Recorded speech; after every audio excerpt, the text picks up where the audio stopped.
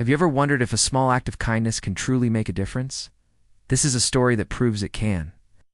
It all began on a quiet Sunday morning in Denver, Colorado. Meet James Walker, a 40-year-old office manager, a man known for his calm nature and a heart full of warmth. Like any other day, he stopped at his usual coffee shop before heading to work. But this day would be different. As he stood in line, his eyes were drawn to an elderly man sitting alone by the window. The man's hands trembled as he stared at an unopened cup of coffee.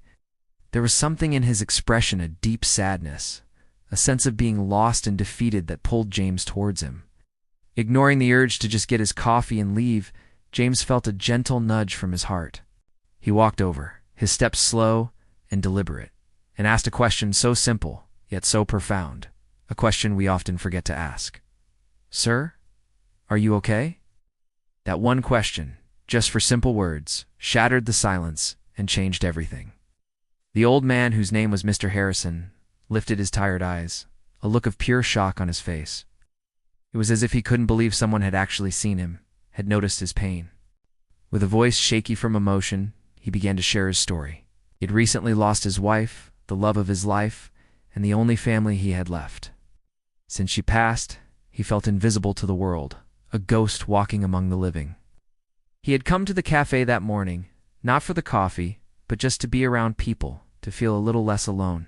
The loneliness, he explained, had followed him like a persistent shadow. James didn't just nod and walk away.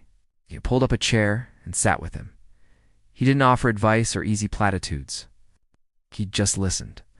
He listened as Mr. Harrison spoke about his wife, about their life together, and about the crushing weight of grief. James then bought him breakfast, and as they shared a simple meal, something incredible happened. For the first time in months, a genuine smile spread across Mr. Harrison's face. It was small, faint, but it was there, a flicker of light in the darkness. This wasn't a one-time gesture. James made it a point to visit Mr. Harrison at the coffee shop every single morning after that. Their daily chats became a ritual. James learned about Mr. Harrison's late wife, Mary, how they met, their favorite songs, and the little jokes they shared. He heard stories from Mr. Harrison's youth, tales of adventure and love, and he listened patiently to the old man's quiet, lingering grief. For Mr. Harrison, these morning conversations became the highlight of his day, the anchor that kept him from drifting away into despair. He started looking forward to them, his eyes scanning the door each morning, waiting for James to appear. Weeks turned into a month, and their unlikely friendship blossomed. The other regulars at the coffee shop started to notice. They saw the transformation in the old man who used to sit silently in the corner. Now he was engaged. He was laughing. He was alive. No. The entire atmosphere of the cafe seemed to lift whenever the two of them were together. Their corner table became a small beacon of hope and connection. But then, one morning, the routine was broken. Mr. Harrison wasn't at his usual table. The unopened cup of coffee was missing. A knot of worry tightened in James's stomach. He waited, hoping the old man was just running late. But an hour passed, and there was still no sign of him. The next day was the same, and the next. Panic began to set in. James asked the cafe staff if they had seen him, but no one knew anything. He had no address, no phone number, just a first name and a collection of precious stories. Driven by a deep sense of responsibility and genuine care, James started searching. He checked nearby parks, libraries, and community centers, any place an elderly person might go. He spent his lunch breaks and his evenings walking the streets around the neighborhood, his eyes scanning every face. Hoping to see that familiar, gentle expression, he felt a growing fear that something terrible had happened, that he had lost his friend just as he had found him. After a few days of fruitless searching, a thought struck him. He remembered Mr. Harrison mentioning a small clinic nearby where his wife used to get her checkups. It was a long shot, but it was his only lead. With a heavy heart, James went to the clinic. He described Mr. Harrison to the receptionist, his hope dwindling with every word. But then, the receptionist's eyes lit up with recognition. She pointed him down a hallway. And there, sitting in a waiting room, was Mr. Harrison. He looked weaker, paler, but when he saw James, a slow, radiant smile spread across his face.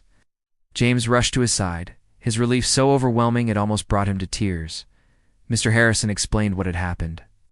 He had been feeling unwell for a while, but had been refusing to see a doctor. The grief and depression had stolen his will to live, his will to fight. But then, he told James, a miracle had occurred.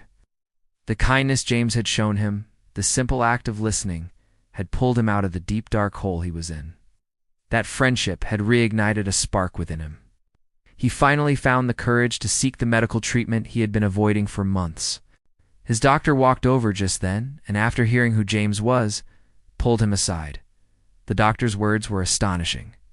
He told James that his friendship hadn't just helped Mr. Harrison emotionally, it had, quite literally, saved his life.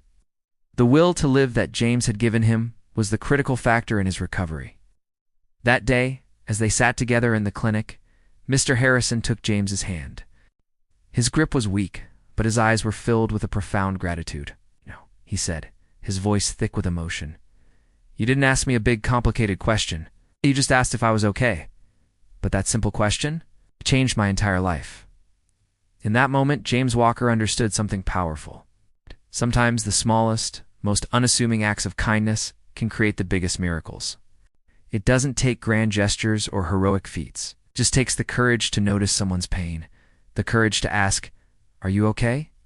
And most importantly, a heart that is willing to truly listen to the answer. One simple question can be the start of a story you never expected, a story that can save a life. So the next time you see someone who looks lost, lonely, or defeated, remember James and Mr. Harrison. Don't be afraid to reach out. You never know what kind of miracle your kindness might create. Thank you so much for watching. If this story touched your heart, please like, share, subscribe for more content that celebrates the power of human connection. See you in the next video.